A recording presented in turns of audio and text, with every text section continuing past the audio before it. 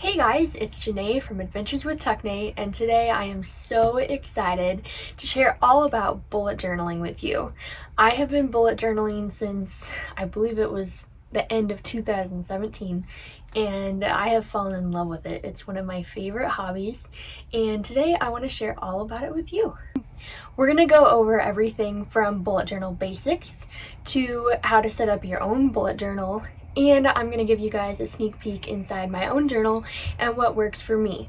Just a heads up though, bullet journaling is customized to you and you get to set it up however you want.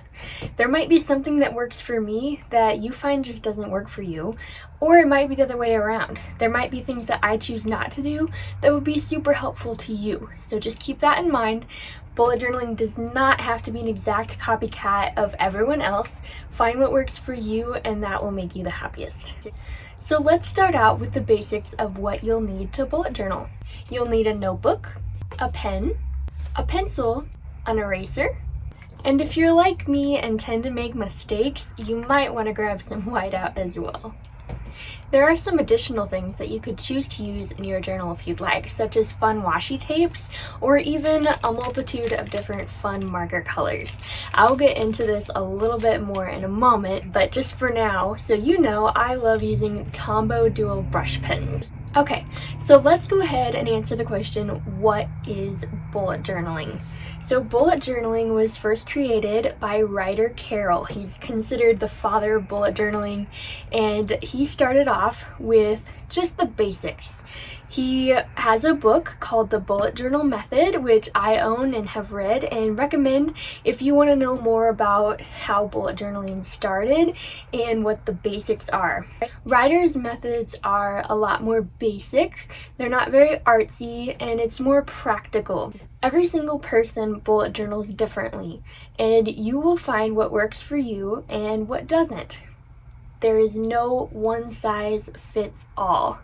Some people choose to be very minimal in their bullet journaling and stick to the basics. Others go extravagant and have beautiful art pages. You find what works for you, and don't worry, if you're not artistic, it doesn't matter. Bullet journaling can still work for you and be just as much fun. These right here are just a few of my bullet journals that I have used in the past, and I've gone through so many different kinds of bullet journaling. There have been seasons in life where I had extra time on my hands and chose to be more artistic and to enjoy that. For example, there was a month when I chose to do a Monopoly themed bullet journal. This page right here took me about 12 hours to complete. Now, don't worry, it does not take that long to do regular bullet journaling, and there have been many more months when I have done very minimalistic themes. Now you might be wondering if you can use any notebook or if you have to have a certain kind. What my preference is to use bullet journals that have dots on the papers instead of lines, just because it does make it easier to set up the pages and to count out the dots, and it kind of guides you a little bit better. However, if you just have a simple lined notebook, I say start with what you have and find out if you actually enjoy bullet journaling, and then you can always go and invest in a dot grid journal if you choose to. There are many different pages. Some of the more common ones would be a year at a glance, which kind of just shows you the different dates that are coming up in the year, a future log where you can write down important dates and things that you need to remember, such as birthdays and anniversaries. You can also add things like financial trackers if you want to track your income throughout the year for each month. I track things like social media management. I actually work for a company managing their social media, and so I track the statistics about the company's growth in their social media. If you are a blogger like I am as well, you can track your blogging statistics. The list just goes on and on and on. If you want to do an exercise tracker, you can do that. Your daily habits. When's the last time that you cleaned out the refrigerator? There are so many different ideas out there, and you can really have fun with this, playing around with it and figuring out what works best for you. So now that you guys kind of understand the basics of what bullet journaling is and how it works for you, I'm gonna go ahead and show you how I set up my bullet journal. Since this is currently the month of December, I'm going to be setting up my new bullet journal in January. So not only will I be setting up my monthlies, I will also be setting up my yearly trackers. I used to do a lot more yearlies than I currently do, but I found that I just didn't keep up with very many of them throughout the year, and so it ended up being a waste of time for me to do so. If you like to see yearly overall goals, then this might be good for you, but I'm probably not going to be setting up very many yearly goals this year. I've gone ahead and chosen a bullet journal for this year for 2021. It does have dot grid on the pages, and another thing I found is really helpful is to have a band. So this bullet journal, it was actually from Hobby Lobby. It's just a $10 journal. I used a 40% off coupon and got it for $6. Another journal that I've really enjoyed using in the past is these $5 journals that are also dot grid, and they're at Michael's. You can get them in a variety of colors. This one I even had etched. It's really up to you and your personal preference. Just don't stress over it too much. Use whatever you have on hand.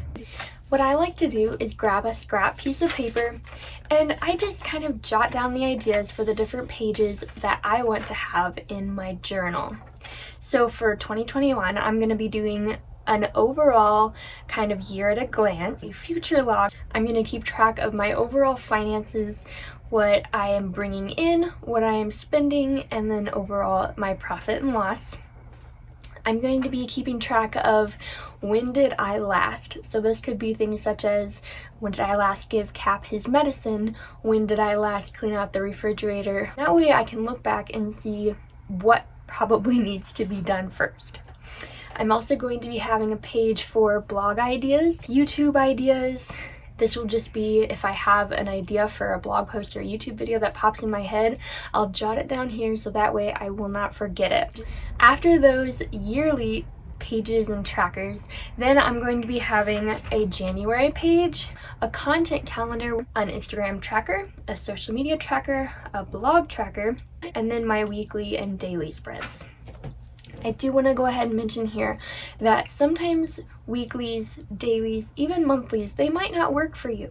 You might just need to see it all at a glance and not worry about the daily little trackers, or it might be the other way around. Daily might be what's helpful to you and you don't need the monthlies at all.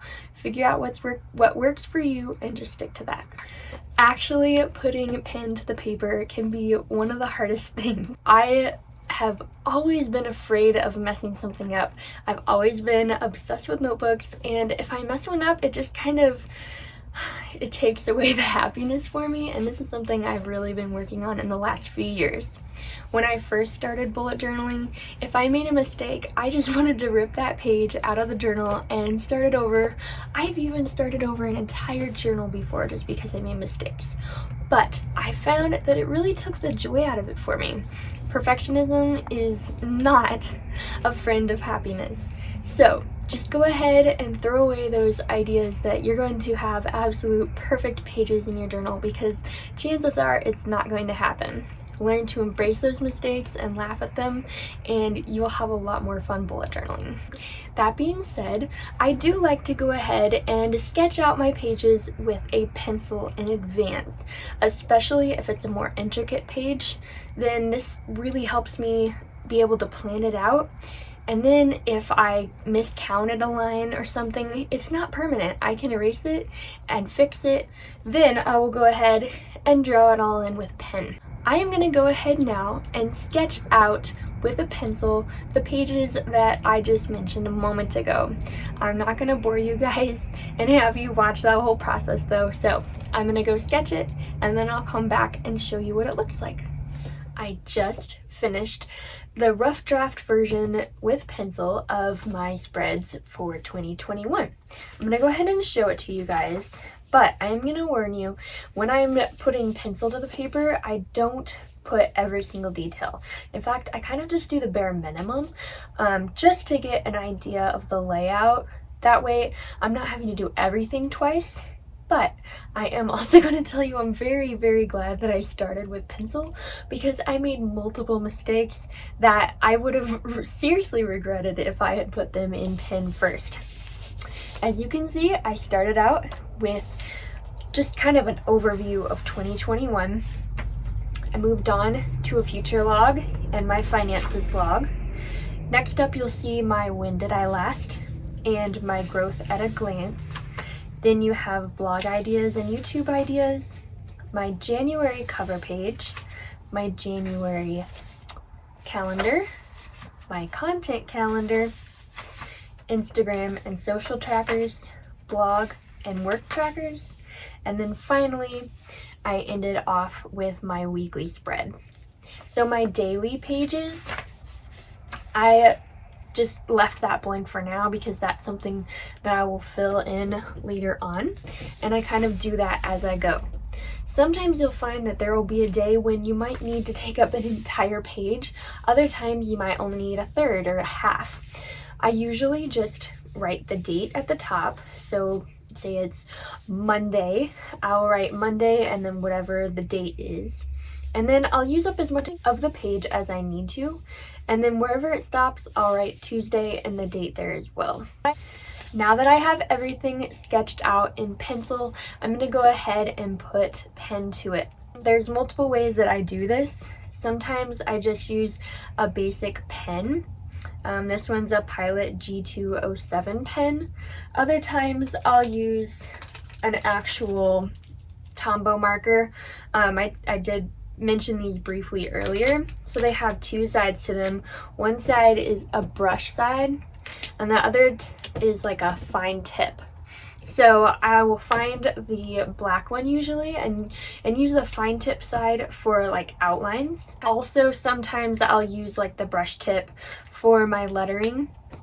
Once again though, this can be as fancy or as minimal as you want it to be. You can just write it in plain basic handwriting, or if you want to write out in fancy lettering, if you enjoy that, you can do it as well. I kind of do a mix of both. For my cover page, you'll see here in January, I've already sketched this out, kind of an outline roughly, to be able to do some fake or faux calligraphy as it's called. Other times I just use normal handwriting. I kind of mix this up and do different things on each spread. Once again though, make it yours.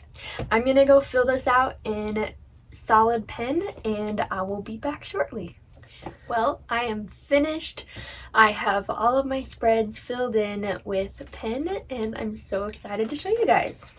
So I started out once again with the 2020 at a glance. This just kind of if I'm working on a spread and I need to see the year, this is just a quick way for me to flip to the very front and be able to see what that is. Then I have my future log over here. Once again, this is where I'll write things like birthdays and anniversaries and dates that I don't want to forget. Finances, this will kind of be an overview. I will write in what my income is, what my outgo is, and then, you know, whether I had a profit or a loss for that month. Here is my when did I last page here. Then I have my growth at a glance, which is where I will fill in at the beginning and at the end of each month how many followers I had and what my overall growth was. Here it's pretty simple, blog ideas, YouTube ideas. Here is my January spread, which I'm actually quite pleased with how it came out. I cannot take full credit for this though. I did see this idea on Pinterest. Here is my January calendar at a glance. I also have goals for the month over here to the side. Here's my content calendar where I will be planning out what days I will be posting what. My Instagram and social trackers, as well as my blog and work trackers. Finally, here is my first full week in January. I like to start my weeks on Monday regardless of what the first day of the month is. So this actually goes from January 4th to Sunday the 10th. I've also got a brain dump there, and then the next page is where on Monday the 4th I will be starting my dailies. As you saw, I kind of kept things pretty simple. I didn't add a whole lot of extra color, and I didn't get too crazy with fancy lettering or anything this time. Like I mentioned before, there are months when I just feel like being a little extra and enjoying the extra art that I can put into it. And there's other months like this where I just know I don't have the extra time. Figure out what works for you and stick to that. Also, there are a lot of bullet journal pages that most people use that I choose not to. If you need more ideas for what pages you can do in your bullet journal, I recommend hopping on Pinterest and just do a quick search for bullet journal spreads. I actually frequently do this because I'm often sparked with new creative ideas that I never would have thought of on my own. And if you just need the inspiration and you're not very creative on your own, it's okay to just copy what somebody else has done in the past. Feel free to copy any of my spreads, and I hope that I was able to spark some creativity for you. Mine have ranged from our V, which I drew out myself, to an idea like this for August, which once again I found on Pinterest. Sometimes I have creative ideas and other times I need that creativity sparked by others. I hope that I have clearly been able to portray to you guys what bullet journaling is and that you will give it a try. Whether you need help getting organized with your cleaning or just tracking daily habits so that you can build them better, or you want to track your finances and what you're spending, or you want to track your social media like I do. Whatever it is, I hope that you enjoy it and that you make it creatively yours. I'm going to go ahead and play a slide now with a bunch of my past bullet journal pages so that you guys can maybe get some ideas from there. Thank you so much for watching this video, and if you enjoyed it, would you please hit a thumbs up and subscribe to our channel as well. Thanks so much for watching, guys, and I hope you enjoy the next few slides.